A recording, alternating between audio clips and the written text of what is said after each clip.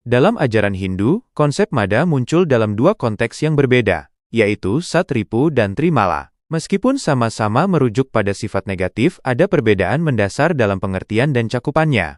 Mada dalam Satripu berarti 6 musuh yang ada di dalam diri manusia. 6 musuh ini adalah sifat-sifat negatif yang berpotensi merusak dan menghambat pencapaian kebahagiaan serta kedamaian hidup. Bagian-bagian Satripu meliputi kama, hawa nafsu atau keinginan yang tidak terkendali, lobha, ketamakan atau kerakusan, kroda, kemarahan atau kebencian, moha, kebingungan atau kegelapan pikiran, mada, kemabukan atau kehilangan kesadaran diri, matsarya, iri hati atau dengki. Dalam konteks Satripu, mada secara spesifik diartikan sebagai kemabukan atau ketidaksadaran diri. Kemabukan ini bisa disebabkan oleh berbagai hal, bukan hanya minuman keras atau narkoba, tetapi juga kemabukan oleh kekayaan, dana mada, kekuasaan, jana mada, ilmu pengetahuan, siksa mada, ketampanan kecantikan, rupa mada, keberanian, surupa mada, masa muda, yawana mada. Mada dalam Satripu ini menyebabkan seseorang kehilangan kontrol diri. Pikiran menjadi gelap,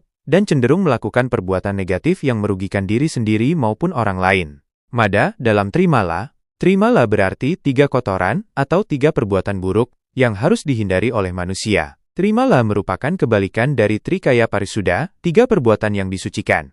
Manacika Parisuda, berpikir baik, Wacika Parisuda, berkata baik, Kaika Parisuda, berbuat baik. Bagian-bagian Trimala meliputi moha, pikiran buruk atau kejahatan dalam pikiran. Mada, perkataan buruk atau kejahatan dalam ucapan perkataan. Kasmala, perbuatan buruk atau kejahatan dalam perbuatan perilaku. Dalam konteks Trimala, mada secara spesifik diartikan sebagai berkata buruk atau kejahatan karena ucapan selek perkataan. Ini mencakup segala bentuk ucapan yang tidak sopan, kasar, berbohong, mencaci maki, menghina, mengadu domba, atau segala perkataan yang dapat menyakiti hati orang lain dan menimbulkan permusuhan.